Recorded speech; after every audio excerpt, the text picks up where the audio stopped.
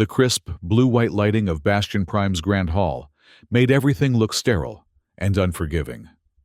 Cadet Alara Quinn stood at rigid attention, her academy uniform still stiff with newness, as she tried to control her breathing. Around her stood 200 other first-year cadets from across the Galactic Alliance, most of them distinctly non-human. She was the only Terran in this particular intake, the lone representative of Earth in a sea of beings with extra limbs, bioluminescent skin, exoskeletons, and physiologies that defied easy classification. The air smelled of antiseptic and the faint musk of a dozen different species' stress pheromones. General Thrax Ulcor paced before them, his massive 8-foot frame casting long shadows across the polished floor. His skin was the color of burnished copper, with intricate ridge patterns that signified his high military rank among the Kirvash people. 6 amber eyes, arranged in a symmetric pattern across his broad face, surveyed the new cadets with calculated disdain. "Welcome to the Galactic Alliance Tactical Academy." His voice boomed without the need for amplification. "You are here because your respective worlds believe you have potential. I am here to determine which of you actually do." Alara tried not to fidget as one of Thrax's eyes seemed to linger on her longer than the others. Humans were relatively new to the Alliance, having joined barely 50 years ago. Their reputation as warriors was questionable at best. "The next 3 years will break most of you," Thrax continued, clasping his 4-fingered hands behind his back. "Those who survive will have the honor of serving in the most elite fighting force this galaxy has ever known. Those who fail," he paused for effect, "will return to your homeworlds in disgrace." Alara felt her jaw tighten. She hadn't come all this way to fail. Back on Earth, she'd graduated top of her class at the United Earth Defense Academy. She'd beaten out thousands of other candidates for this single slot at Bastion Prime. She would not, could not, wash out. "The Alliance faces threats you cannot imagine," Thrax said, his voice dropping to a near whisper that somehow carried across the vast hall. "The void hegemony grows bolder with each passing cycle. The swarm advances inexorably toward our outer colonies. We need warriors who will not hesitate, who will not break, who will stand firm when everything around them burns." He stopped directly in front of a tall, reptilian cadet, whose scales glittered like emeralds under the harsh lighting. "Cadet, what is the first principle of Alliance combat doctrine?" Thrax demanded. The reptilian being's throat sac expanded slightly before it responded. "Overwhelming force applied with precision, General." "Correct," Thrax nodded, moving down the line. He stopped before a gelatinous being contained within an environmental suit. "And you? What is the second principle?" The being's translator crackled before responding, "Adaptation to all battlefield conditions, sir." "Indeed." Thrax continued his inspection, eventually stopping before Alara. His massive form towered over her 5'7" frame. She could smell something like hot metal and ozone emanating from his skin. "Cadet Quinn," he said, reading her nameplate. "Earth's contribution to this class. Tell me, what is the third principle of Alliance combat doctrine?" Alara's mind raced. She'd memorized all the doctrines, of course, but something about the way Thrax asked made her suspect a trap. "Respect for chain of command and unflinching discipline, General," she answered, eyes forward, voice steady. 5 of Thrax's 6 eyes narrowed, while the 6th, positioned at the center of his forehead, widened slightly. "A textbook answer," he said. "But do you truly understand what unflinching discipline means? Human." "I believe so, General." "Do you?" His voice took on a dangerous edge. "Your species is known for its individualism, its questioning of authority, its emotional responses to stress." Alara remained silent, unsure if a response was expected. "Your file says you graduated top of your class on Earth," Thrax continued. "It says you excel at tactical thinking and adaptability, but it also notes concerns about your tendency to question orders. Alara swallowed hard. That note had come from her former commanding officer after she'd pointed out a serious flaw in his training exercise. She'd been right, but it hadn't endeared her to the man. "In my experience," Thrax said, his voice now addressing the entire hall again, "humans confuse questioning with intelligence. They mistake defiance for courage." He turned back to Alara. "Tell me, Cadet Quinn, do you believe there is ever a situation where a subordinate should question a direct order from a superior officer?" Alara knew the expected answer, the one that would avoid trouble, but she also knew it wasn't the right answer. "Yes, General, I do," she said, her voice clear and unwavering. A ripple of surprise moved through the assembled cadets. Several of Thrax's eyes widened fractionally. "Explain yourself, Cadet," he demanded, his voice dangerously soft. "Alliance Military Code.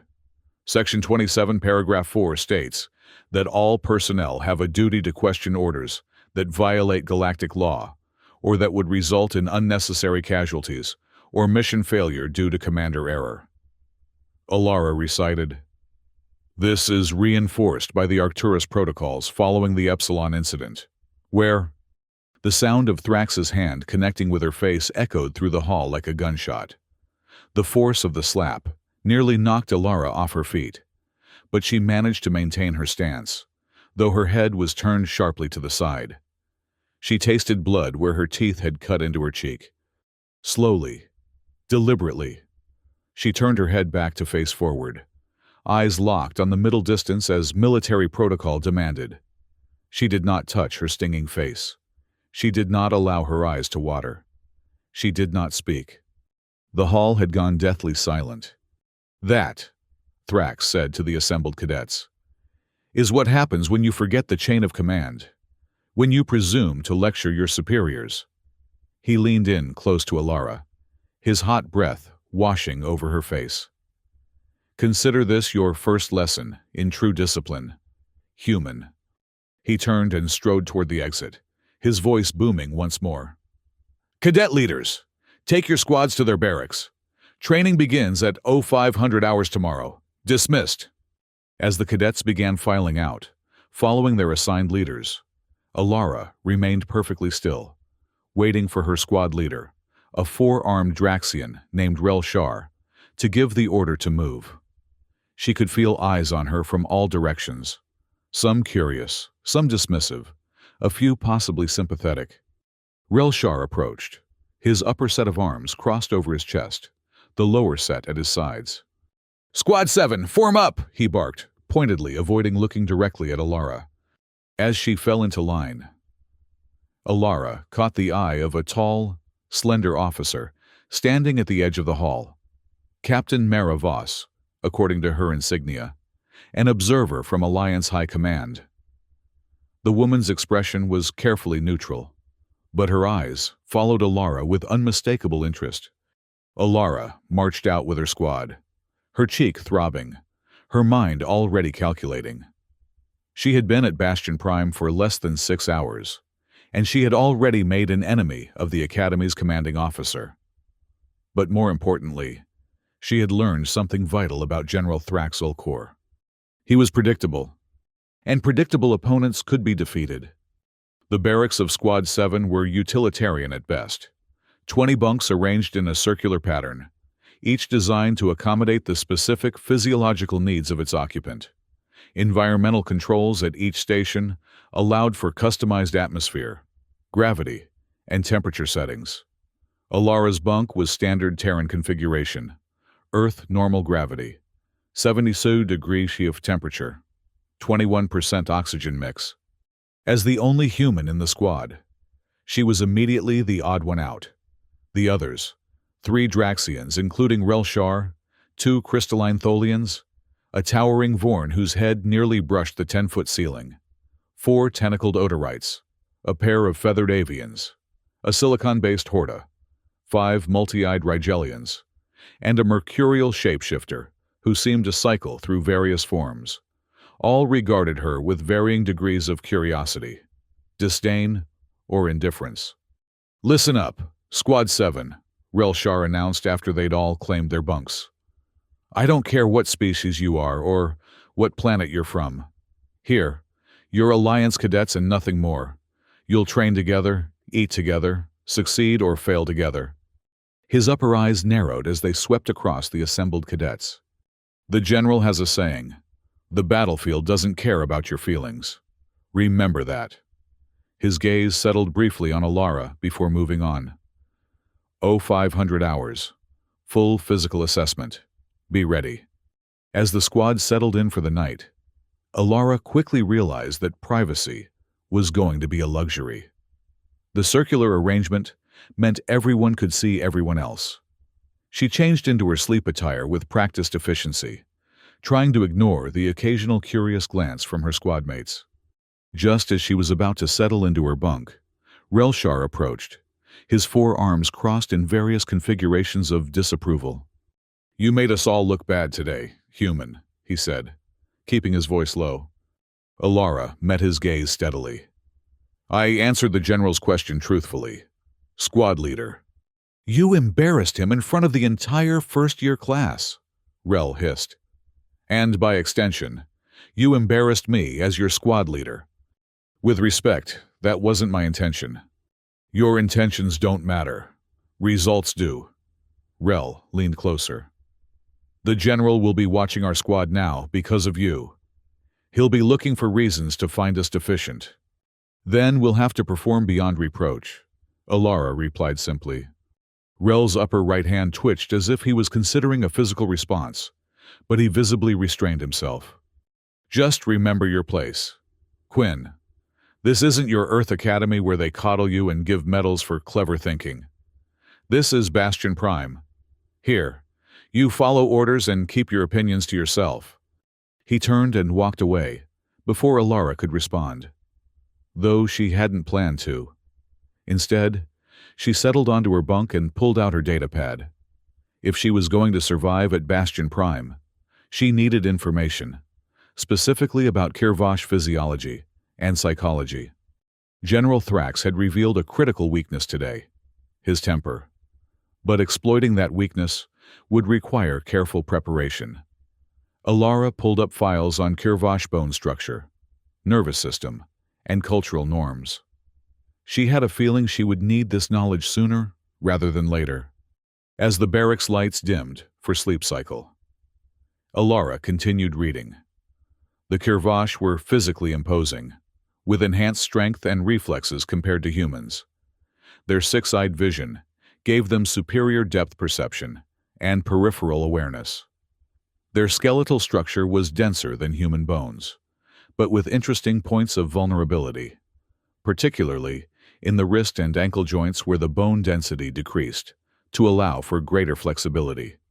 Most interestingly, the Kirvash had a strict honor code that governed all physical confrontations.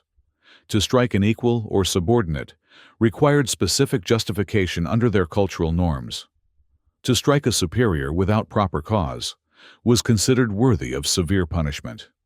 But their code also recognized the right of proportional self-defense, even against superiors. Alara stored this information away carefully. She wasn't planning to start a fight with General Thrax, but she was absolutely planning to finish one if necessary. She finally powered down her datapad and lay back, her cheek still throbbing slightly. As she drifted toward sleep, she made a silent promise to herself. She would graduate from Bastion Prime at the top of her class, no matter what obstacles Thrax put in her way. The physical assessment at 0500 hours was exactly as brutal as Alara had expected. The training arena was a massive, adaptable space that could simulate various gravitational conditions, atmospheric pressures, and terrain types. For the initial assessment, it was set to what the instructors called baseline, which meant different things for different species. For the Vorn Cadet, baseline meant high gravity and dense atmospheric pressure. For the Tholians, it meant low gravity and thin atmosphere. For Alara, it meant Earth normal conditions, which should have been an advantage, except that the course itself was designed to test the limits of every physiological system. The cadets were required to run an obstacle course that changed unpredictably, climb surfaces with varying degrees of stability, navigate through simulated hazardous environments, and perform precision tasks while under physical duress. Alara pushed herself to her absolute limits. While she couldn't match the raw strength of the Draxians or the gravitational adaptability of the Tholians, she compensated with precise movements and efficient use of energy. Years of cross-training in multiple Earth combat disciplines had given her excellent balance and spatial awareness. She finished the course in the middle of the pack, not outstanding, but respectable. As she stood catching her breath, she noticed General Thrax observing from a command platform overhead. His 6 eyes tracked various cadets, occasionally making notes on a datapad. When his gaze fell on Alara, she detected a faint narrowing of his central eye. "Adequate, Cadet Quinn," the instructor, a lean, blue-skinned humanoid with 4-fingered hands, remarked as he recorded her time. "Though I expected better from someone with your training record." Alara recognized the tactic, negging to provoke a response, and simply nodded. "I'll improve, instructor." The rest of the day consisted of a dizzying series of assessments. Weapons proficiency, where Alara excelled with energy weapons, but struggled with some of the more exotic Alliance armaments. Tactical simulations, where her creative problem-solving earned grudging approval. And xenobiology basics, where her extensive pre-academy preparation paid off. By the time the squad returned to barracks that evening, every cadet was exhausted. Alara's muscles ached in ways she hadn't experienced since her first year at Earth's Academy. But, as she showered in the sonics, carefully adjusted to human specifications, she felt a grim satisfaction. She had survived day 1. She had proven she belonged here. As she returned to her bunk, she noticed a message waiting on her datapad. The sender was unlisted, but the content was clear enough. "Physical prowess is the least important quality of an Alliance officer. Watch and learn." Alara frowned at the cryptic message. Was it a threat? Advice? She couldn't be sure. But one thing was certain. Someone was watching her progress with interest. The first month at Bastion Prime established a grueling routine. Each day began before dawn with physical training, followed by tactical simulations, weapons drills, and theoretical studies of everything from xenodiplomacy to warp field mechanics. The cadets were constantly evaluated, their rankings adjusted daily based on performance metrics. Alara maintained a position in the upper third of the class rankings, not high enough to draw undue attention, but not low enough to risk dismissal. She was careful to excel in areas where she had natural advantages, like marksmanship and tactical analysis, while working diligently to improve in areas where her human physiology put her at a disadvantage. General Thrax appeared periodically to observe training, always with his entourage of senior instructors. He rarely spoke directly to cadets, preferring to issue pronouncements through the training staff. But Alara noticed that he seemed to take a particular interest in Squad 7's exercises, often making adjustments to their difficulty level or parameters. It was during a Level 3 combat simulation in the 6th week that Thrax finally addressed her directly again. The scenario was a defense of a civilian outpost against a void hegemony raid. Squad 7 was deployed in a simulated urban environment, with holographic civilians to protect and enemy combatants that adapted to the cadets' tactics in real time. Alara had been assigned to a sniper position, providing overwatch for the rest of the squad as they evacuated civilians. She had performed well, prioritizing targets effectively and maintaining communication with the ground team. But, as the simulation reached its climax, with the evacuation shuttles preparing for departure, the scenario suddenly shifted. Additional enemy forces appeared from unexpected vectors, cutting off the primary evacuation route. The difficulty had clearly been increased beyond the parameters of a Level 3 exercise.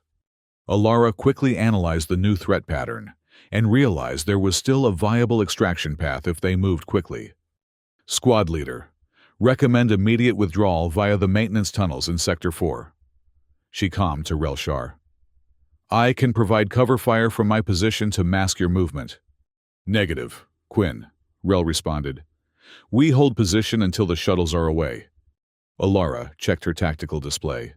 At their current rate, the shuttles would not be ready for launch for another 3 minutes, time they didn't have before being overrun. With respect, squad leader, we'll be surrounded in less than 2 minutes if we maintain current position. The tunnels provide a defensible choke point and direct access to the landing pads. I said hold position, Quinn. That's an order. Alara hesitated only briefly before making her decision. Cadet Toral, she calmed to one of the Rigelians. Your position gives you visual on the tunnel entrance. Confirm security status. Clear for now, Quinn, but I'm picking up movement 2 blocks east. Understood. All squad members, be advised. Emergency fallback to Sector 4 tunnels. I'll cover your withdrawal. She could hear Relshar's protests, but the situation was deteriorating rapidly. The simulation wasn't designed to be winnable at this difficulty level. It was designed to test their decision-making under pressure. Taking careful aim, Alara began laying down precision fire to cover her squad mates' movement. Most of them, recognizing the tactical soundness of her suggestion, were already moving toward the tunnels. Relshar, after a moment of visible frustration, began coordinating the retreat. Alara maintained her position until the last of her squad had entered the tunnels, then prepared to fall back herself. As she descended from her perch, she found herself face to face with General Thrax, who had entered the simulation space unannounced. Cadet Quinn, he said, his voice deceptively calm. Explain your actions. Alara snapped to attention. Sir, I identified an alternative extraction route when the primary was compromised. The tactical situation required immediate action to prevent squad casualties. So you countermanded your squad leader's direct order. I provided tactical information that resulted in the squad leader modifying the approach. General. 5 of Thrax's 6 eyes narrowed in clear displeasure. You disobeyed a direct order, Cadet. You undermined the chain of command in a combat situation. Alara stood her ground. Alliance Tactical Directive 47.3 states that when mission parameters are compromised, all personnel have a duty to adapt to changing conditions. You quote regulations well, Cadet Quinn, Thrax said, stepping closer. But you seem to miss their spirit. The chain of command exists for a reason. Without it, we have chaos. With respect, General, the chain of command is a means to an end, the successful completion of the mission and the preservation of Alliance lives. When those objectives are jeopardized by rigid adherence to hierarchy, adaptation is not just permitted, but required. The simulation around them abruptly froze, the holographic enemies and environment pausing in mid-action. The other cadets, who had been watching the confrontation from the tunnel entrance, went still and silent. You think yourself clever, human, Thrax said, his voice dropping dangerously. You think your species' talent for improvisation makes you special. Let me be clear. In my academy, orders are obeyed. Period. Alara met his gaze steadily. Is that the lesson you want us to learn, General? To follow orders even when they lead to failure? The slap came even faster than the first time. Thrax's open hand connected with Alara's face, with enough force to send her staggering back several steps. She tasted blood in her mouth for the second time since arriving at Bastion Prime. But this time, she was prepared. In the 3.7 seconds it took for Thrax's hand to complete its arc and begin to withdraw, Alara executed a move she had practiced hundreds of times in private during the past 6 weeks. Her right hand shot up, fingers precisely positioned to catch Thrax's wrist as it retreated. In a fluid motion that utilized the general's own momentum against him, she applied targeted pressure to the exact point where the Kirvash wrist joint was most vulnerable. There was an audible crack as the bones separated. Thrax's roar of pain and surprise echoed through the simulation chamber as he dropped to one knee. his injured wrist cradled against his chest, his 6 eyes wide with shock and fury. The entire Squad 7 stood frozen in disbelief. No one moved, no one spoke. Alara maintained her defensive stance, breathing controlled, expression neutral. She had neither advanced toward Thrax nor retreated. She had simply defended herself with precise, proportional force. Alliance Military Code. Section 42, Paragraph 7, she said clearly, her voice carrying in the silent chamber. All personnel have the right to defend themselves against unlawful physical assault, regardless of the rank of the assailant. Thrax glared at her with undisguised hatred. But there was something else in his expression too, a grudging recognition. He knew the regulation she had cited was correct. He knew she had acted within her rights. Simulation terminated, came an automated voice, as the holographic environment dissolved around them, returning to the blank grid of the training arena. Standing at the entrance to the arena was Captain Mara Voss, the Alliance observer Alara had noticed on her first day. The captain's hand was on the emergency shutdown control. General Thrax, Cadet Quinn, Captain Voss said calmly. You will both report to the Oversight Council chamber immediately. The walk to the Oversight Council chamber was the longest of Alara's life. She marched at attention, eyes forward, posture perfect, while being acutely aware of General Thrax limping alongside her, his injured wrist now immobilized in a medical brace. Captain Voss led the way, her back straight, her expression unreadable. Behind them came Squad 7, summoned as witnesses to the incident. Alara could feel their eyes boring into her back, but resisted the urge to look back at them. She had no idea if they were angry with her for injuring their commanding officer or impressed that she'd stood up to him. Perhaps both. The Oversight Council chamber was a semicircular room with a raised dais, where 5 senior Alliance officials sat behind a curved table. The walls were lined with view screens displaying various statistics and regulations. And the Alliance emblem, a spiral galaxy cradled between protective hands, dominated the wall behind the council. General Thrax Ulcor and Cadet Alara Quinn, announced a somber-voiced Tholian, who served as council secretary. Appearing before the Oversight Council regarding an incident during training exercise Level 3 Alpha 7. The center council member, an elderly human woman with steel-gray hair and admiral's insignia, spoke first. I am Admiral Chen Li, head of the Oversight Council. With me are Commodore Vextor of Rigel, Commandant Shrall of Andoria, Director Than of the Diplomatic Corps, and Dr. Sela Varn, Chief Medical Officer. Alara maintained her position of attention, eyes fixed on a point just above the Admiral's head as protocol required. Captain Voss has filed a preliminary report on the incident. Before we proceed, I wish to make it clear that this Council's purpose is not punitive, but corrective. We seek to understand what happened and why, in order to improve Academy protocols and training methodologies. Admiral Chen turned her gaze to Thrax. General, please explain the events that led to your injury. Thrax straightened to his full height. His 5 functional eyes narrowed slightly. During a Level 3 combat simulation, Cadet Quinn countermanded her squad leader's direct order, causing confusion in the chain of command during a critical mission phase. When I confronted her about this breach of protocol, she became insubordinate, questioning the foundational principles of military hierarchy. And then, prompted the Admiral, Thrax's jaw tightened visibly. I administered disciplinary correction in line with Kurvash tradition. You struck her, Commodore Vextor clarified, his multiple eyes blinking in sequence. A standard corrective measure in many Alliance cultures, Thrax replied stiffly. And what happened next, General? Admiral Chen asked. The cadet retaliated with disproportionate force, causing injury to a superior officer. All eyes turned to Alara. Cadet Quinn, Admiral Chen said. Your account of these events? Alara spoke clearly and precisely, keeping emotion from her voice. During the simulation, tactical conditions changed unexpectedly. The primary extraction route was compromised by enemy reinforcements. I identified a secondary route and communicated this to my squad leader, who initially ordered us to hold position.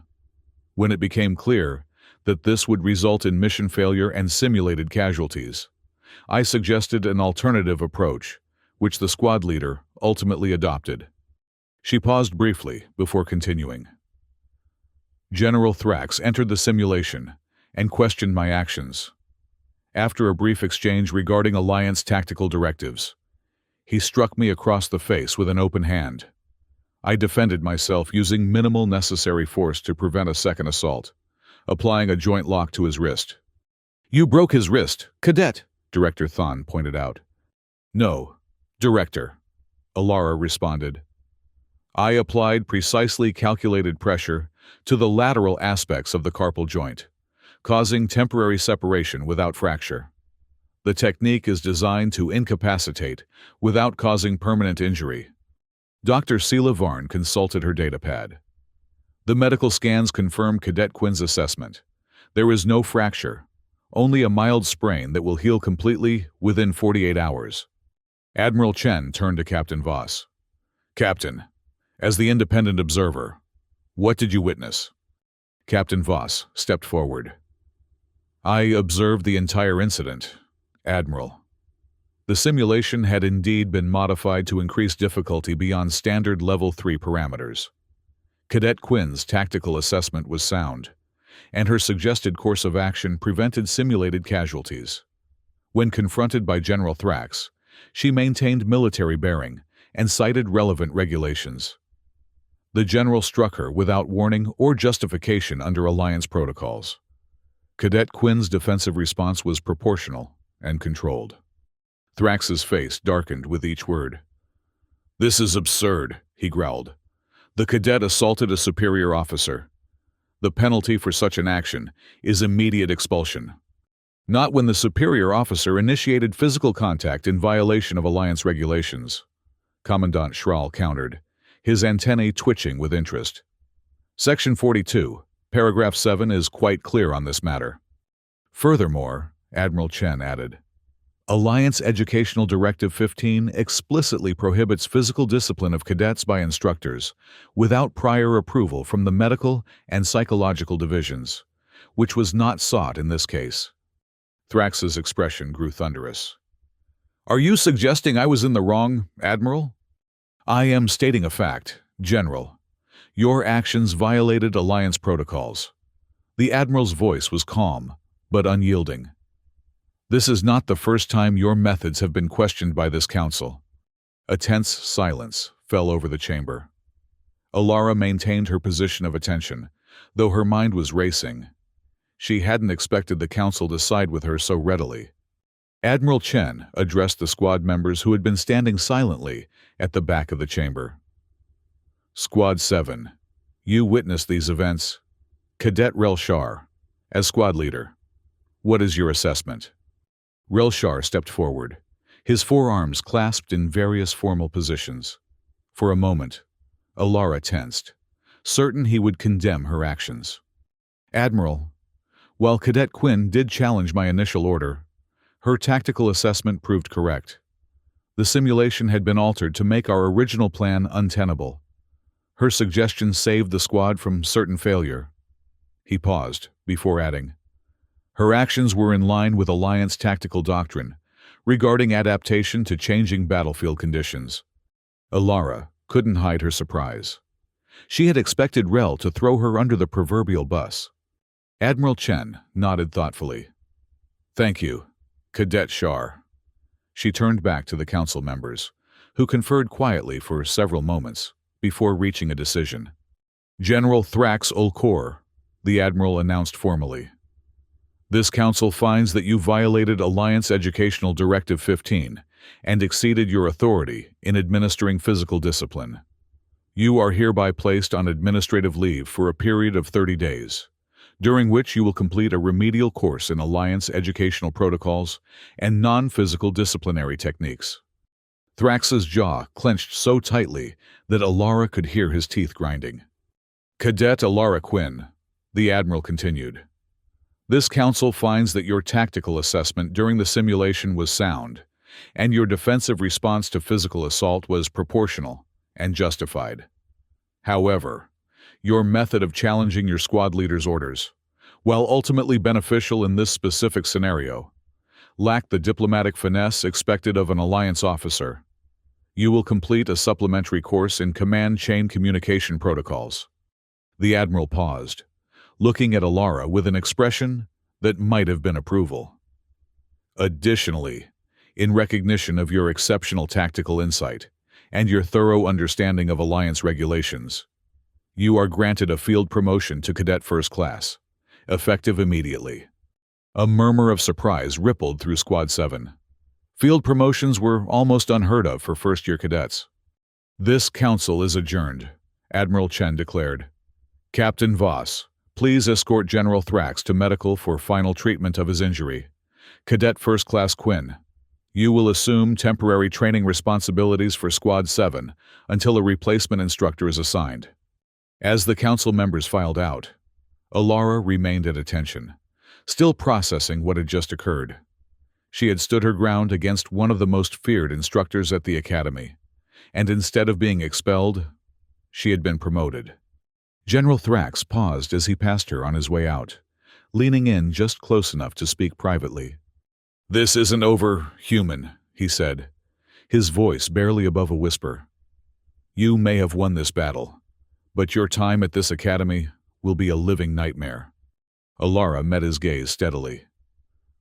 "I look forward to your instruction when you return, General," she replied, her voice neutral but firm. "I have much to learn from you, about what kind of officer I aspire to be." The implied critique was not lost on Thrax, whose central eye widened in barely contained fury before he turned and stalked away. Captain Voss lingered after the others had departed. "Impressive work, Cadet First Class," she said quietly. Not many would have had the courage or the skill to stand up to Thrax.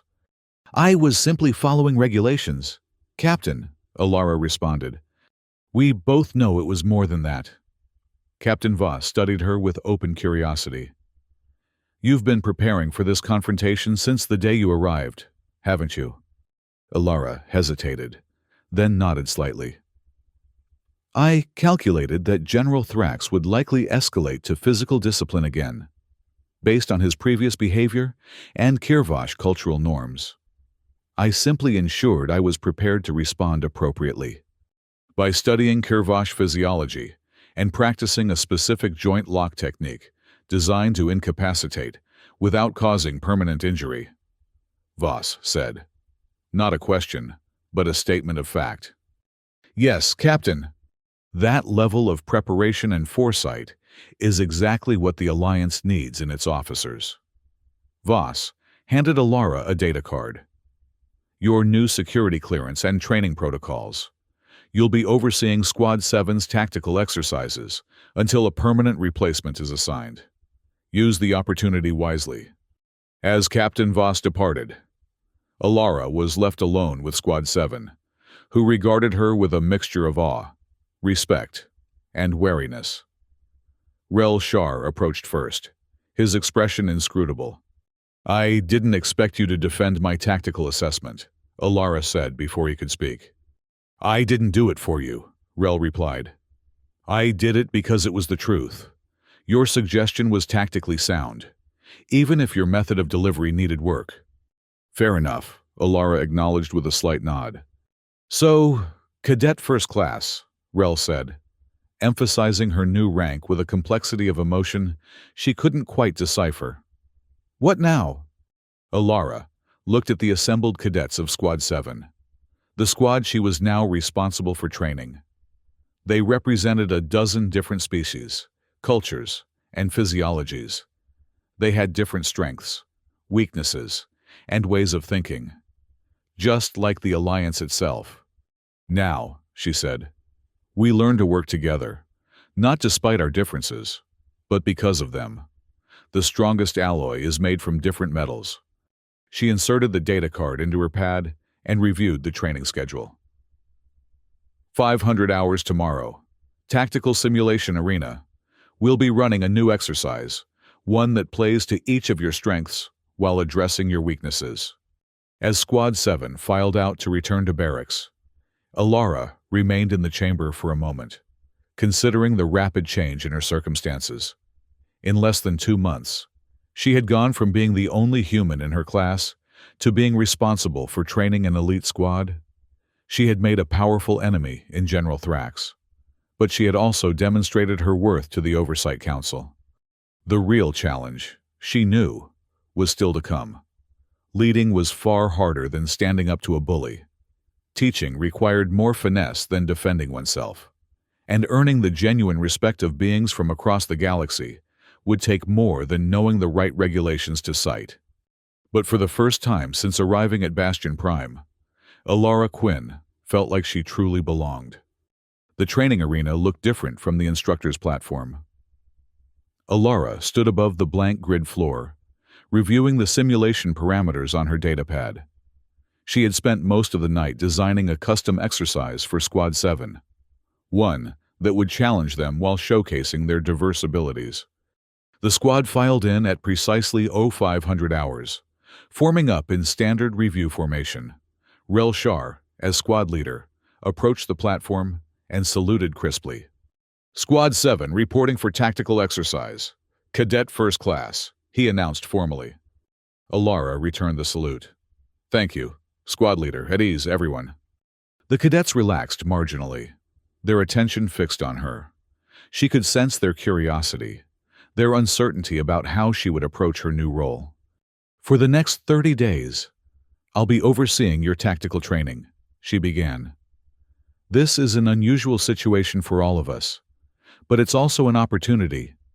Each of you brings unique perspectives and abilities to this squad. My job is to help you integrate those differences into a cohesive whole." She activated the main display, showing a 3-dimensional map of the simulation environment she had created. Today's exercise is called Complementary Assets. The scenario is a hostage rescue operation in an environment that presents different challenges to different physiologies. No single species could complete this mission alone. Success requires genuine cooperation and an understanding of each team member's strengths. The map rotated, highlighting various sectors.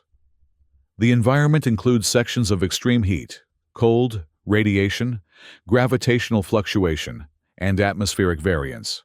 Hostages are located throughout, and their extraction will require coordinated efforts from multiple team members. She looked out at the assembled cadets. "You will be divided into fire teams of 4, with each team composed of members with complementary abilities. Squad leader Rel Shar will oversee overall coordination between teams." For the next several minutes, Alara outlined the mission parameters, team compositions, and success criteria. She had spent hours analyzing each cadet's performance records to create balanced teams that would be forced to rely on one another. Any questions before we begin? She asked, after completing the briefing.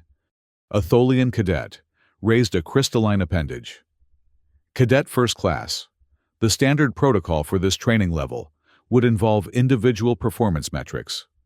Your scenario seems to prioritize group success over individual achievement." "That's correct," Alara confirmed. "In real combat situations, the Alliance doesn't award partial credit for individual heroics if the mission fails. This exercise evaluates your ability to succeed as a unit, not as a collection of individuals." The Tholian's crystalline structure shifted in what might have been a sign of disagreement, but it lowered its appendage without further comment. "Squad leader, assign the teams as specified and prepare for simulation initiation," Alara instructed. As Rel organized the squad, Alara made final adjustments to the simulation parameters. She was about to activate the program when she noticed Captain Voss entering the observation deck above the arena. The officer gave her a small nod of acknowledgement before taking a seat to observe. "Simulation begins in 30 seconds, Alara announced. "Remember, communication is as important as action. Good luck." The blank grid of the arena floor shimmered and transformed into a complex environment. A partially collapsed mining facility on an unstable asteroid. Holographic indicators showed varying environmental conditions in different sections, from near absolute zero in the exposed outer corridors to magma-adjacent heat in the lower levels. Gravitational fluctuations caused objects to float in some areas, while being crushed under multiple Gs in others. Alara watched from the control platform as Squad 7's fire teams deployed. Their initial approach was cautious, each team testing the environmental boundaries before proceeding. Rel Shar, to his credit, established a clear communication protocol that kept all teams informed of discoveries and challenges. The first test came when Team 2 encountered a radiation zone, where a group of hostages was trapped behind a collapsed support beam. The team included a Horta, whose silicon-based physiology was naturally resistant to radiation, but who lacked the manipulative appendages necessary to free the hostages. They also had a Draxian with 4 strong arms, but high radiation sensitivity, a Rigelian with technical expertise, but moderate radiation tolerance, and an Avian with excellent maneuverability but fragile bone structure. Alara watched with growing approval as they devised a solution. The Horta entered the radiation zone to stabilize the collapsing ceiling, while the Avian used its flight capability to pass tools to the Rigelian, who constructed a makeshift radiation shield. This allowed the Draxian to safely enter long enough to lift the beam and extract the hostages. Similar scenes played out across the simulation as teams encountered challenges specifically designed to require their combined abilities. There were moments of frustration, heated disagreements about approach, and occasional failures that required rethinking. But by the 2-hour mark, the squad had successfully extracted 80% of the hostages with minimal simulated casualties. Final phase initiating, Alara announced over the comm system. Be advised, structural integrity of the facility is now critical. Complete extraction within 15 minutes, or risk total mission failure. This was the true test of the exercise, forcing the teams to balance thoroughness with urgency, safety with speed. Alara watched intently as Rel Shar made the difficult decision to consolidate his teams, reassigning members based on their performance during the earlier phases, rather than following the original team compositions. It was exactly what she had hoped to see, adaptation based on observed capabilities rather than theoretical strengths. The final hostage was extracted with just 27 seconds remaining on the countdown timer. As the simulation faded back to the blank grid, the cadets gathered at the center of the arena, many showing signs of exhaustion, but also unmistakable satisfaction. Alara descended from the control platform to join them. Well done, Squad 7. Mission successful with 97% hostage survival and 0 cadet casualties. She activated her datapad, displaying the performance metrics. What's most notable is not the overall success, but how you achieved it. Your initial approach was methodical, but too compartmentalized. As pressure increased, you began to function less as separate teams and more as a unified force. That transition, from coordination to true integration, is what makes the difference between a good squad and an exceptional one. Alara looked at each cadet in turn. I've uploaded individual assessments to your datapads, along with squad-level analysis. Review them before tomorrow's session. 0900 hours. Tactical classroom for theoretical breakdown and strategy refinement. As the squad filed out, many of them were engaged in animated discussions about the simulation, comparing notes on what had worked and what could be improved. It was exactly the kind of collaborative energy Alara had hoped to foster. Captain Voss approached as the last cadets departed. Impressive exercise design. Cadet First Class. Most instructors would have started with something simpler. Thank you, Captain. I felt it was important to establish a new paradigm immediately. And what paradigm is that? Voss asked, though her expression suggested she already knew the answer. That diversity of perspective and ability is an advantage, not an obstacle, Alara replied. General Thrax's approach emphasized conformity and rigid hierarchy. I wanted to demonstrate an alternative model, Bold move, challenging the established methodology so directly. Is that a criticism, Captain? Voss smiled slightly. An observation, and perhaps a caution. The General has many supporters at the Academy who share his views on training methodology. Your success today won't go unnoticed, or unchallenged. Alara nodded, understanding the warning. I'm prepared for resistance, but I believe the results will speak for themselves. They usually do, Voss agreed. Just remember that in the Alliance, politics and performance are often inextricably linked. You've made a strong statement today. Be ready for the response. As Captain Voss departed, Alara remained in the empty arena, considering the captain's words. She had indeed made a statement, not just to Squad 7, but to the Academy leadership. She had deliberately established a training approach that contrasted sharply with General Thrax's methods. It was a calculated risk, but one she believed was necessary. The Alliance faced threats that required more than just disciplined obedience. They needed officers who could think creatively, adapt to changing circumstances, and leverage diverse perspectives. If that put her at odds with traditionalists like Thrax, so be it. She hadn't come to Bastion Prime to perpetuate outdated methodologies. She had come to become the best officer she could be, and to help her fellow cadets do the same. With renewed determination, Alara left the arena to prepare for the next day's training. The real challenge had only just begun. The following weeks established a new rhythm for Squad 7. Under Alara's guidance, they progressed through increasingly complex tactical scenarios, each designed to challenge different aspects of their individual and collective capabilities. The emphasis remained consistently on complementary strengths and adaptive problem-solving rather than standardized approaches. Their performance metrics improved steadily, moving them from middle of the pack to the top 3 squads in the first-year rankings. More importantly, the dynamics within the squad evolved. The initial skepticism and species-based cliques gave way to genuine camaraderie and mutual respect.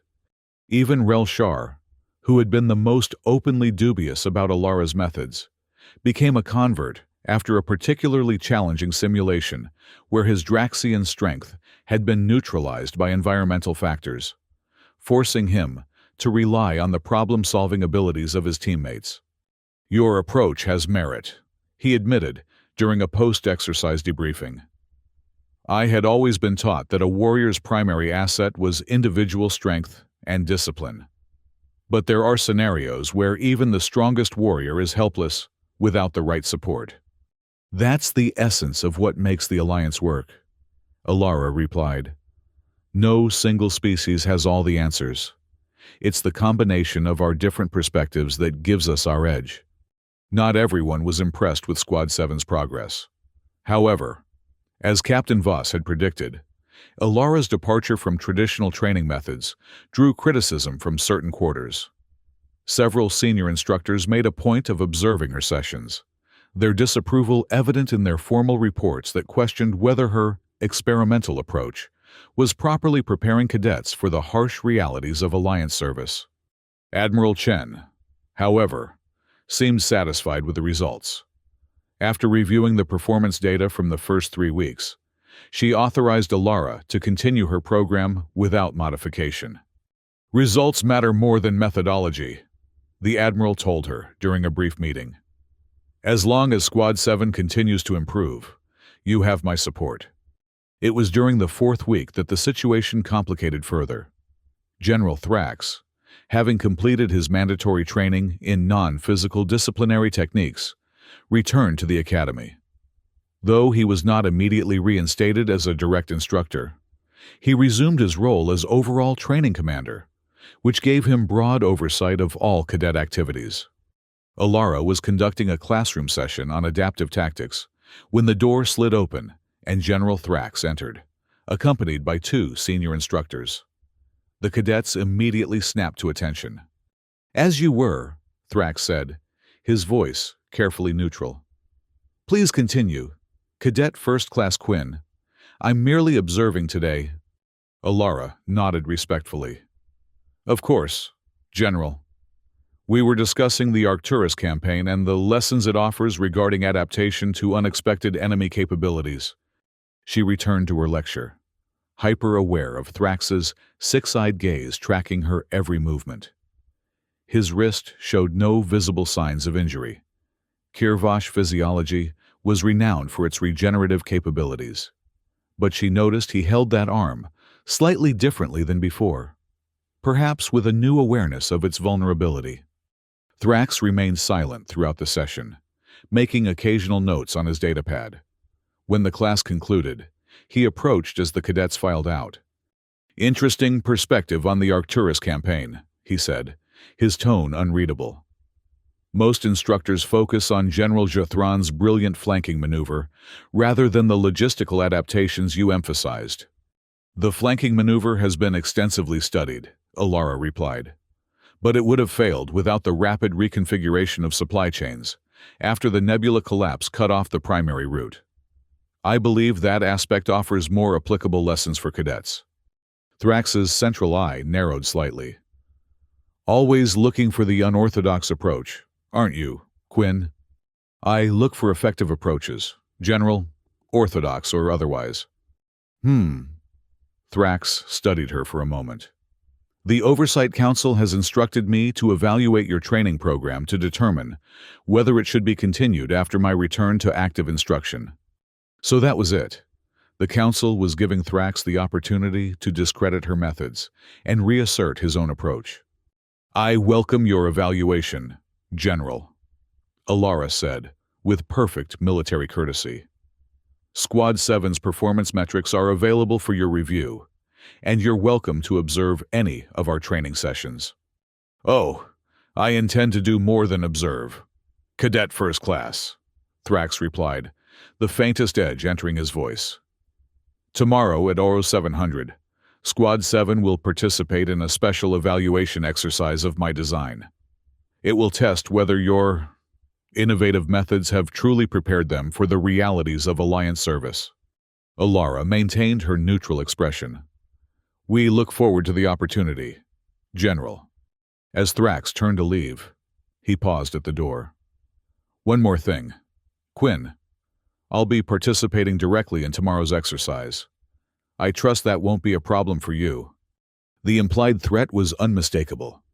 "Not at all, General," Alara responded calmly. "It will be an honor to demonstrate Squad 7's capabilities under your direct observation." After Thrax departed, Alara sat down at the instructor's console, her mind racing. Thrax was setting up a confrontation, a public demonstration designed to discredit her and reassert his authority. The question was, what form would it take?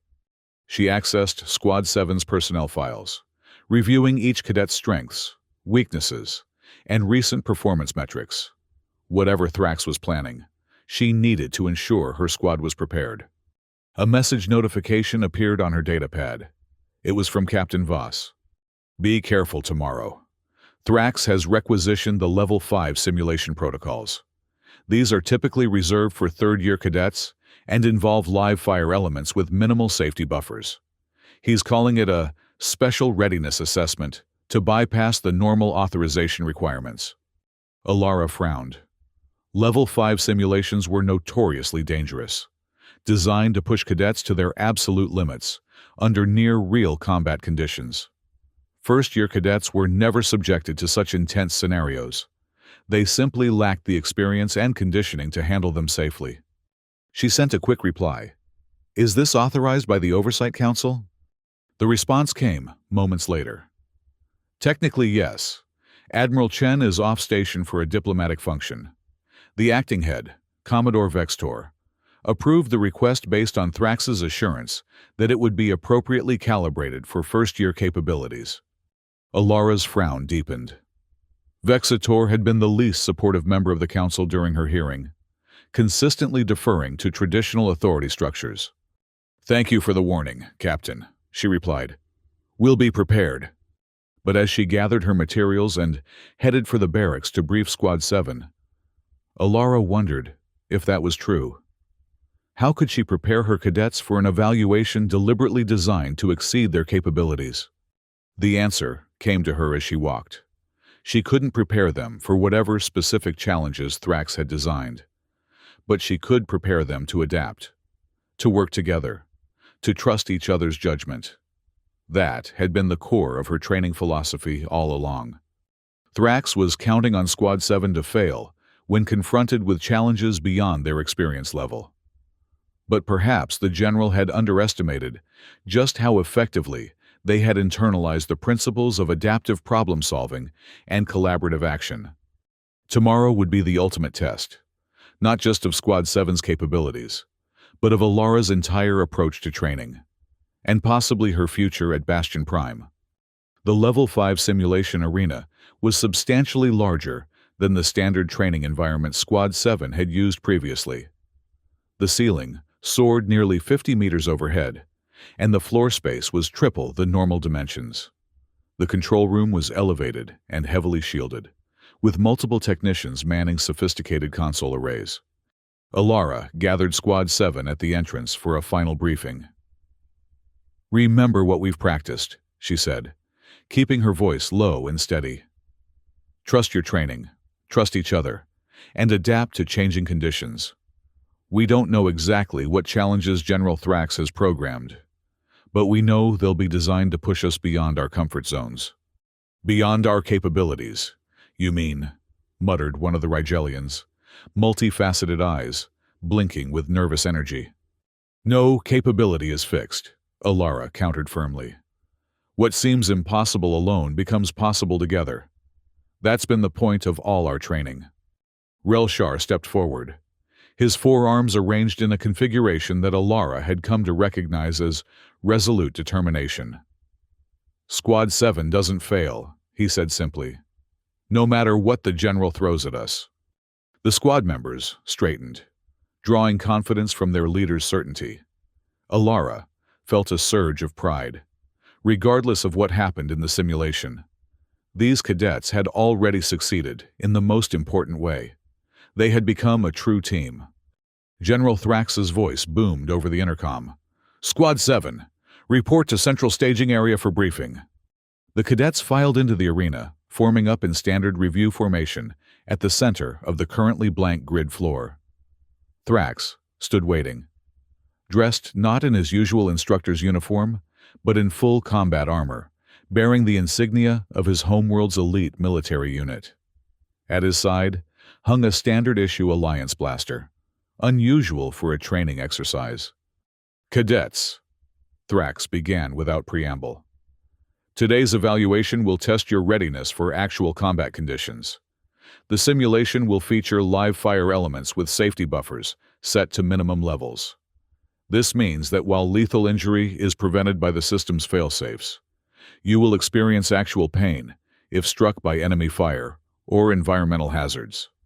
A murmur of concern rippled through the squad. Even in advanced training, pain protocols were usually set to no more than 30% of actual combat levels. Thrax was clearly pushing the boundaries of what was permissible. "The scenario," he continued, "is a contested extraction from hostile territory. Your squad has been separated from the main Alliance force during a planetary evacuation. You must traverse 3 kilometers of enemy-controlled terrain to reach the extraction point within a 90-minute time frame. Failure to reach the extraction point will result in automatic failure of the evaluation." Alara kept her expression neutral, but inwardly she calculated the implications. 3 kilometers through unknown, hostile terrain with minimal safety protocols and a relatively tight time constraint. For first-year cadets, it was an extreme challenge. "I will be participating as your commanding officer," Thrax added, his central eye fixed on Alara. "Cadet First Class Quinn will serve as second-in-command. Squad leader Relshar will maintain tactical control of the squad under our direction." It was a clever move. By inserting himself into the command structure, Thrax ensured that any success would be attributed to his leadership, while any failure would reflect on Alara's training methods. "Are there any questions before we begin?" Thrax asked, his tone suggesting he didn't expect any. Alara stepped forward. General, what intelligence do we have on enemy force composition and distribution? Thrax's expression tightened, almost imperceptibly. Minimal. As would often be the case in actual combat conditions. You'll need to gather intelligence as you proceed. Understood. And what resources are available to the squad? Standard equipment loadout? Affirmative. Each cadet will have access to a standard field kit appropriate to their physiological requirements, plus basic defensive weapons with limited charges. Alara nodded, filing away the information. Limited weapon charges meant they would need to be judicious with their fire, another deliberate constraint to increase difficulty. No further questions. General, Squad 7 is ready for evaluation. Thrax activated his risk communicator. Initiate simulation sequence Thrax Alpha 1. The blank grid floor shimmered and transformed into a rugged, mountainous landscape under a blood-red sky. The air took on a sulphurous quality, and the distant sound of artillery fire echoed across the simulated battlefield. Environmental readings on Alara's HUD indicated high atmospheric toxicity, elevated radiation levels, and gravitational fluctuations in certain sectors. Extraction point is designated on your tactical displays, Thrax announced. Time starts now. Move out. Squad 7 formed up in the defensive diamond formation they had practiced, with physically resilient members on the perimeter and those with enhanced sensory capabilities in protected positions where they could scan for threats. Rel Shar took point, with Alara positioned near the center, where she could coordinate with all elements of the formation. Thrax, Alara noticed, placed himself at the rear of the formation, traditionally the command position, but also the safest position in terms of exposure to frontal assault. The first kilometer was deceptively uneventful. The terrain was challenging, loose scree slopes, narrow passes, occasional toxic gas vents, but no enemy contacts appeared. Alara recognized the tactic. Thrax was allowing them to establish a rhythm, to grow comfortable with the environment before introducing threats. Maintain vigilance, she advised over the squad comm. This is too quiet. Agreed, Rel responded. Sensor team, widen scan parameters. Look for anomalies in the environmental readings that might indicate cloaked positions. Alara noticed Thrax watching this exchange with narrowed eyes. He had expected them to grow complacent during the quiet phase, but Squad 7 had learned better. They maintained their tight formation and comprehensive scanning patterns, even as the minutes ticked by without incident. Just past the 1-kilometer mark, as they entered a narrow canyon with high walls on either side, the first attack came. Not from in front as expected, but from behind, precisely where Thrax was positioned. "Contact rear!" shouted one of the avians, its sharp eyes having caught movement on the ridge above and behind them. Thrax spun around, blaster raised. As simulated enemy combatants, humanoid figures in unmarked combat armor, appeared on the ridgeline and opened fire. The general's return fire was accurate, dropping 2 enemies in quick succession, but there were at least a dozen more advancing rapidly. "Defensive positions," Rel ordered. "Rear guard, suppressing fire. Center, prepare to advance." The squad reacted with practiced efficiency, the rear elements turning to engage while maintaining the integrity of the formation. Alara quickly assessed the situation. The canyon was a natural ambush point, and they were now caught between advancing enemies and whatever might be waiting ahead. "General," she calmed to Thrax, "recommend immediate advance through the canyon while maintaining rear defense. Standing and fighting in this position leaves us vulnerable to encirclement." Thrax's response was immediate and dismissive. "Negative. Hold position and eliminate the threat before proceeding." It was exactly what Alara had expected. A textbook response that prioritized engaging the known threat over potential unknown dangers. But in this terrain, with limited ammunition and a time constraint, it was the wrong call. She watched as Thrax directed more of the squad's firepower toward the advancing enemies, effectively halting their progress, but consuming precious weapon charges in the process. Meanwhile, the clock was ticking on their extraction window. After 5 minutes of sustained exchange, Thrax declared the rear approach secured and ordered the squad to resume their advance through the canyon. But Alara had noticed something the general had missed. The enemy units hadn't actually been trying to overrun their position. They had been keeping the squad pinned down, wasting time and resources. As they proceeded deeper into the canyon, Alara moved closer to Relshar. "Be ready," she murmured. "That was too easy. They wanted us to go this way." Rel nodded almost imperceptibly, then relayed a series of hand signals to the squad that increased their scan intensity without being obvious about it. They were halfway through the canyon when the real trap was sprung. Both sides of the narrow passage erupted with enemy fire simultaneously, while the path ahead was suddenly blocked by a controlled rockslide. Behind them, more enemy units appeared, effectively cutting off retreat. "Take cover!" Thrax bellowed, diving behind a boulder as energy bolts scorched the air around them. The squad scattered to whatever minimal protection the canyon floor offered, returning fire where possible, but clearly outgunned and outpositioned. "Status report!" Thrax demanded over the comm. 3 cadets hit, Rel responded. Shields at 40% average across the squad. Weapon charges at 60% and declining rapidly. Thrax's tactical display projected a grim picture. They were surrounded, in poor defensive positions, with limited offensive capabilities and no clear path forward. A textbook, no-win scenario. Which was exactly what Alara had been expecting all along. "General," she said calmly over the comm, "request permission to implement contingency protocol Sigma." Thrax's expression was visible even through his helmet visor, a mixture of confusion and suspicion. "There is no such protocol in the Standard Alliance playbook." "No, sir," Alara agreed. "It's a Squad 7 special contingency we developed for exactly this type of scenario." Thrax hesitated, clearly caught between his desire to maintain control and the reality of their deteriorating situation. Another volley of enemy fire peppered their positions, dropping 2 more cadets into simulated injury status. "Implement your protocol, Cadet First Class," Thrax finally ordered, his voice tight with barely suppressed frustration.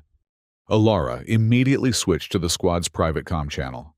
One they had established during training specifically for situations where standard communications might be compromised. "Sigma protocol active," she announced. "Phase 1, Void Team, execute."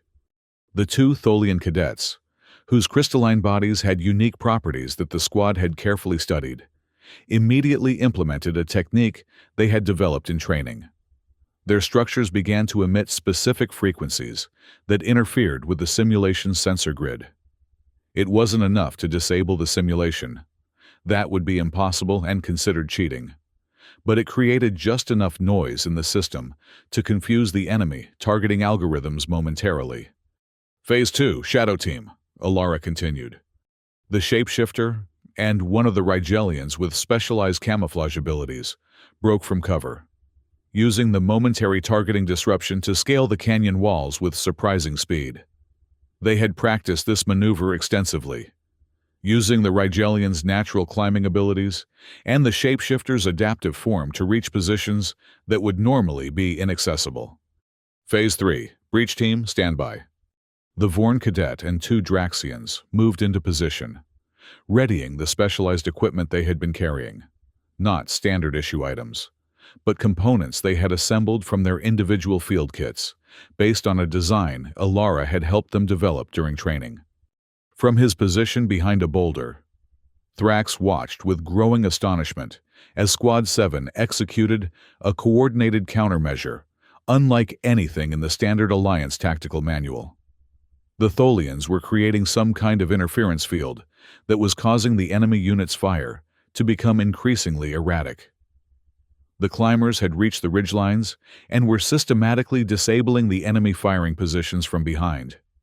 And the breach team had assembled what appeared to be a makeshift sonic disruptor aimed at the rockslide blocking their path. Status, squad leader? Alara calmed Terrell. Shadow team reports 60% of enemy positions neutralized. Void team can maintain disruption field for approximately 2 more minutes. Breach team, ready to clear the path.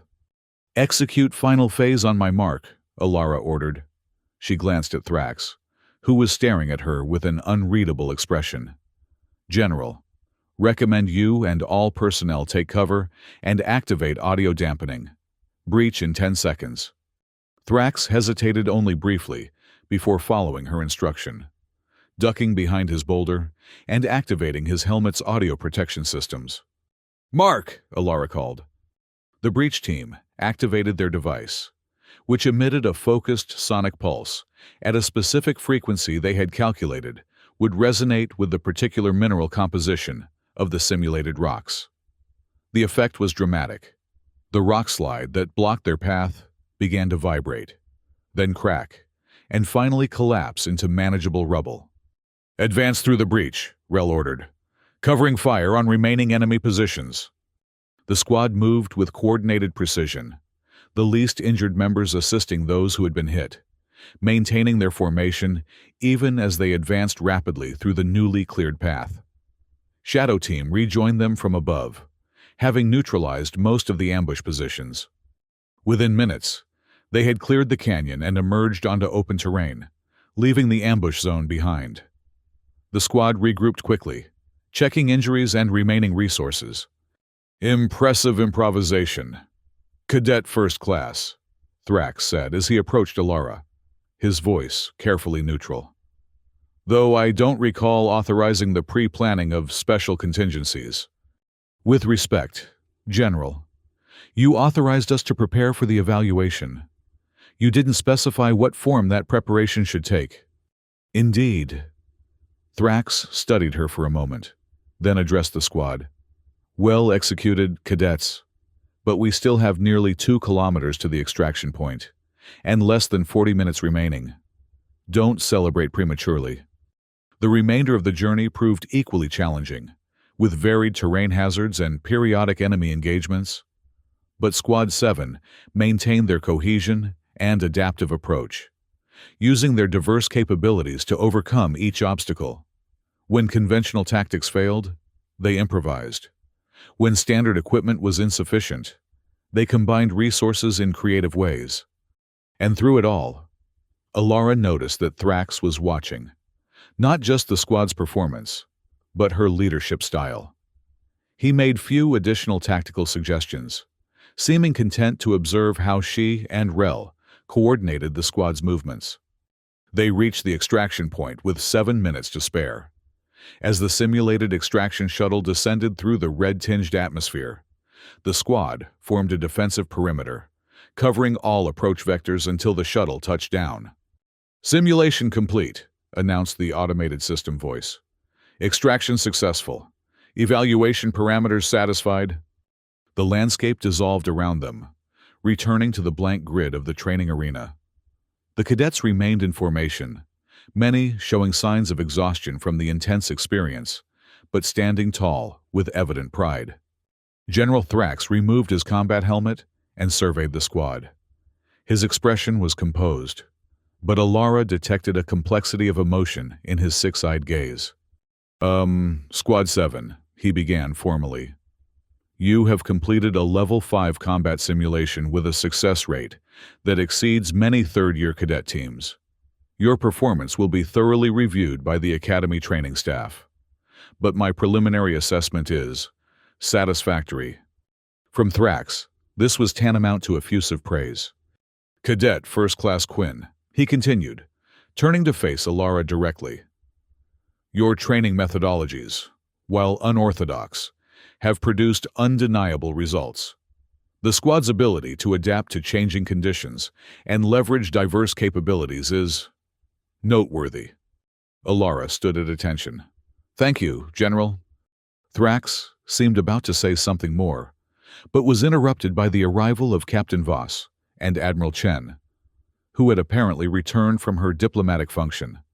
General Thrax, the Admiral said, her tone carefully neutral. I understand you conducted a Level 5 evaluation of a first-year squad without my direct authorization. Acting Commander Vextor provided the necessary clearance. Admiral, Thrax replied stiffly. So I've been informed. The Admiral surveyed the assembled cadets. And how did Squad 7 perform under these exceptional circumstances? Before Thrax could respond, Captain Voss interjected. The performance metrics are quite remarkable. Admiral, 87% mission success rating, with simulated casualty rates well below the acceptable threshold for even third-year cadets in a comparable scenario. Admiral Chen raised an eyebrow. Indeed, most impressive. She turned to Alara. It seems your training program has yielded exceptional results. Cadet First Class. The credit belongs to the squad. Admiral. Alara responded. They embraced the principles of adaptive problem-solving and collaborative action that formed the core of our training approach. The Admiral nodded thoughtfully, then addressed Thrax. General, I believe we need to discuss the future direction of cadet training methodologies. Perhaps there are elements of Cadet First Class Quinn's approach that could be beneficially incorporated into our standard protocols. Thrax's jaw tightened momentarily, but his response was measured. I am open to reviewing successful methodologies. Admiral, regardless of their source, the effectiveness of our training programs must be our primary concern. It wasn't exactly an endorsement, but it was an acknowledgement. And from Thrax, that was significant progress. Excellent. Admiral Chen turned back to the squad. Cadets, you are dismissed to the medical facility for standard post-simulation examination, then released for 24 hours of rest cycle. Well done. As the squad filed out, many of them exchanging elated glances at their success. Admiral Chen held Alara back. A moment. Cadet First Class. When the others had departed, leaving only Alara, the Admiral, Captain Voss, and General Thrax, Chen spoke again. I've reviewed your complete training program and today's evaluation results. Your methods represent a significant departure from our traditional approach, but the outcomes are undeniable. The Oversight Council will be convening tomorrow to discuss potential revisions to our training protocols. She glanced at Thrax. General, you'll be expected to provide your professional assessment of Squad 7's performance and Cadet First Class Quinn's training methodology. Thrax's expression remained carefully neutral. I will prepare a thorough analysis, Admiral. See that you do. Chen turned back to Alara. As for you, Cadet First Class, your temporary assignment as Squad 7's instructor is hereby extended until the end of the term. Additionally, you will assist in developing a new tactical training module, incorporating the principles you've been implementing. Alara blinked in surprise. Thank you, Admiral. I'm honored by the opportunity. Don't thank me yet, Chen replied with a hint of a smile. You've just significantly complicated your academy career. Innovation is rarely welcomed without resistance, as I'm sure you've already discovered. With that, the Admiral departed, Captain Voss following after giving Alara a small nod of approval. Alara found herself alone with General Thrax. For a moment, neither spoke, the silence stretching between them like a physical presence. Finally, Thrax broke the silence. You prepared them specifically for this evaluation, he said. It wasn't a question. I prepared them to adapt to any challenge, Alara corrected. I had no knowledge of the specific scenario you would choose. But you anticipated that I would attempt to create an impossible situation. Alara met his gaze steadily. I anticipated that you would test us to our limits. That's your job as training commander. Thrax made a sound that might have been a short laugh. You're being diplomatic, Quinn. We both know I designed this simulation to prove your methods inadequate. And yet the squad succeeded. Yes. Thrax studied her, with all 6 eyes, his expression thoughtful. They succeeded because you taught them something I didn't expect. What was that, General? to think beyond conventional doctrine, to combine their disparate abilities in ways the enemy couldn't anticipate. He flexed his wrist, unconsciously, the same wrist Alara had injured during their confrontation. Much as you did during our previous encounter. Alara remained silent, sensing that Thrax was working through something important. I have served the Alliance for 47 years, he continued. I've fought in 6 major campaigns and countless smaller engagements. I've seen brave soldiers die because they lacked discipline or failed to follow established protocols. He began to pace slowly, his hands clasped behind his back. The methods I've employed at this academy were developed through hard experience. They are designed to instill the discipline and resilience necessary for survival in combat. I understand that, General, Alara said quietly. And those qualities are indeed essential. But they're not sufficient for the challenges the Alliance now faces. Thrax stopped pacing and turned to face her. Explain. The threats we confront are evolving rapidly. The Void Hegemony, the Swarm, the Quantum Schism, they all employ unconventional tactics and technologies that our standard doctrine isn't equipped to counter.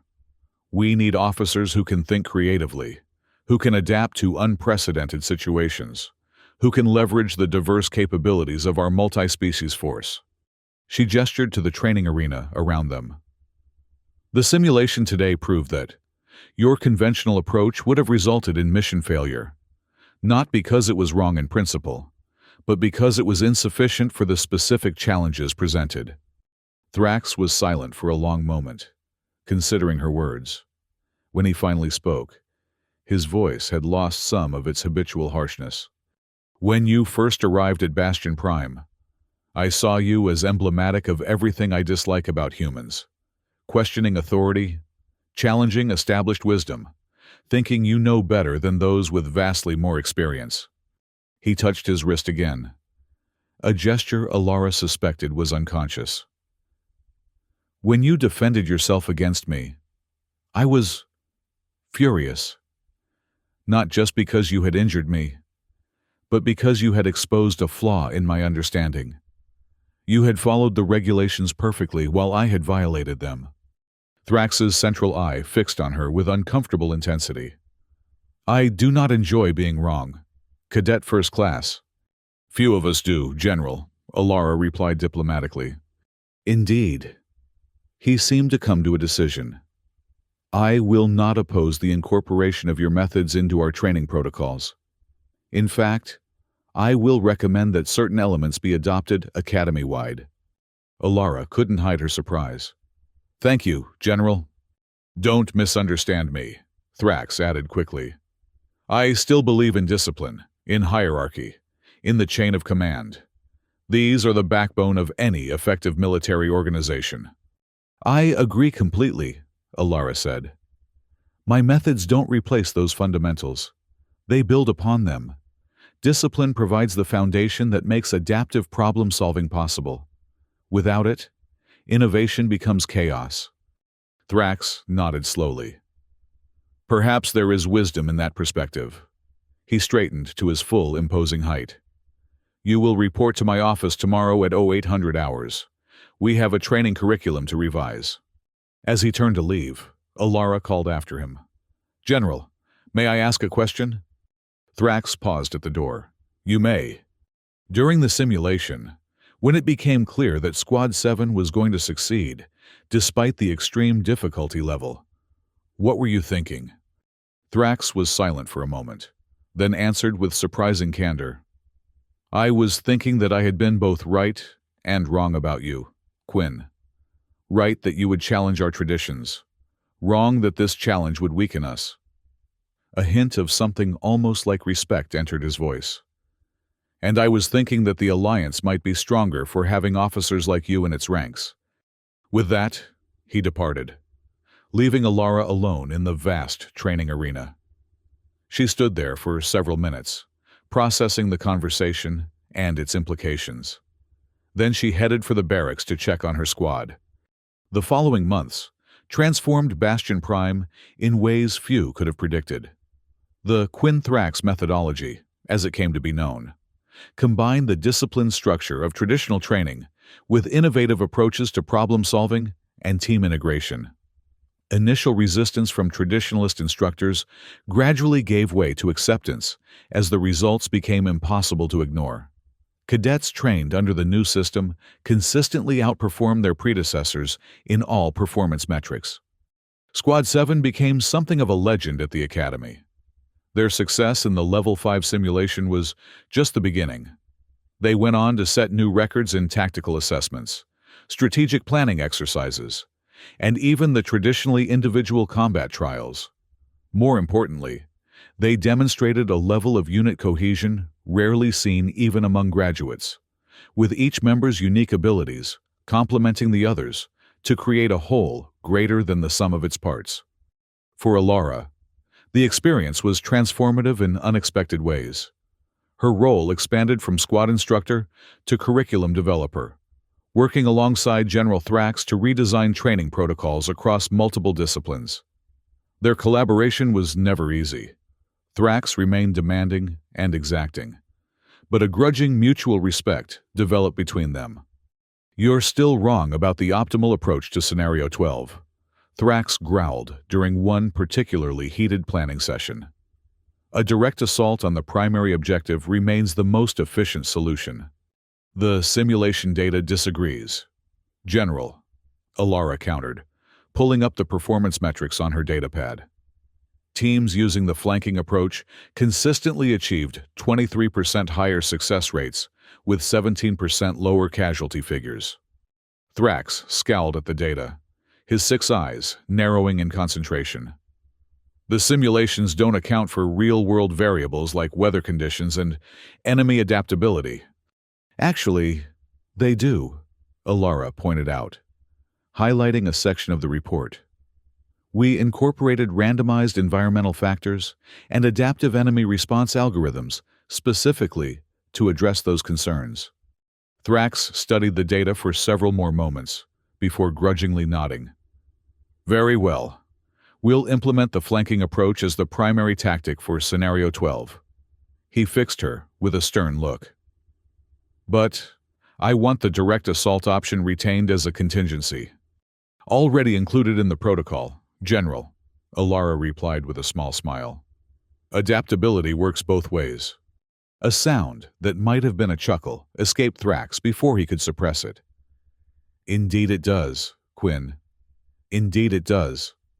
The transformation extended beyond training methodologies to the broader culture of the Academy.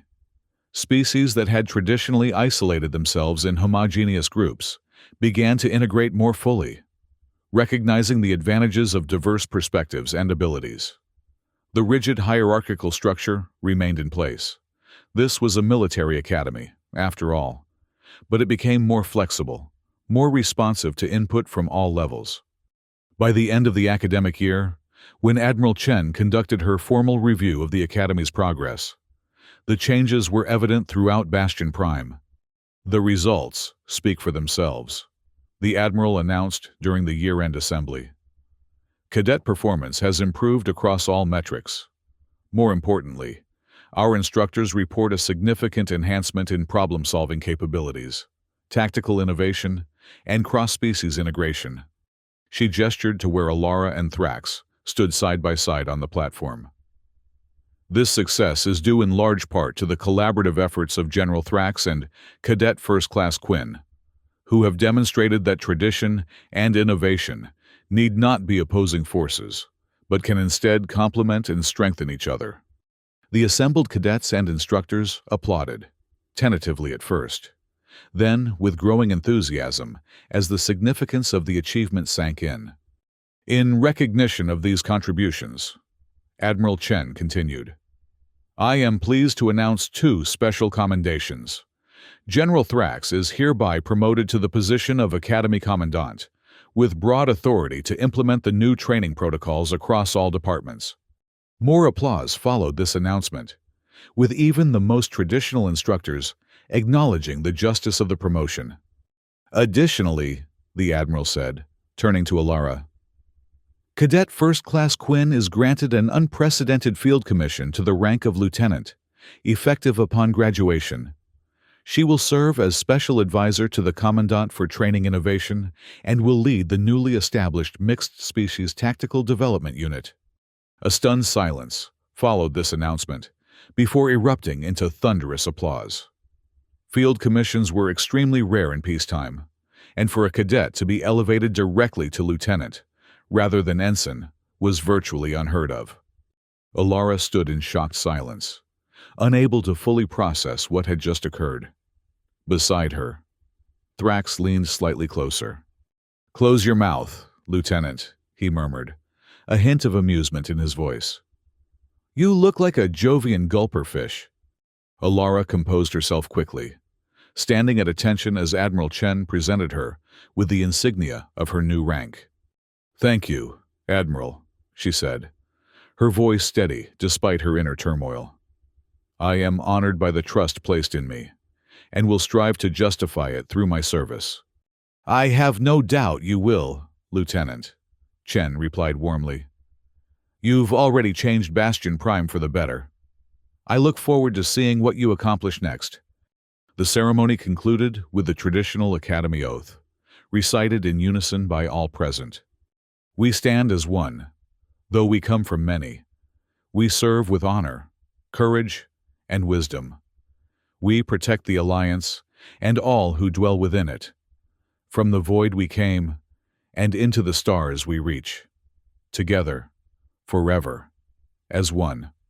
As the assembly dispersed, Ilara found herself surrounded by Squad 7, all of whom were eager to congratulate her on her unprecedented promotion. "We knew you were destined for greatness," Relshar declared, his forearms arranged in a configuration of profound respect. "But even we didn't expect it to happen quite so quickly." "I couldn't have done it without all of you," Alara replied sincerely. "Everything we accomplished together." "And that," came Thrax's voice from behind her, "is precisely why you deserve the promotion."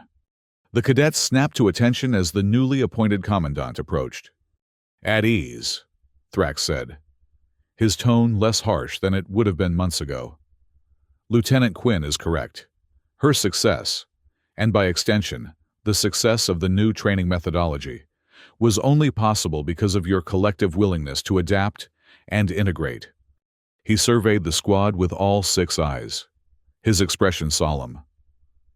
"You represent the future of the Alliance, not just as individual warriors, but as a demonstration of what diverse species can accomplish when they combine their unique strengths in pursuit of a common goal."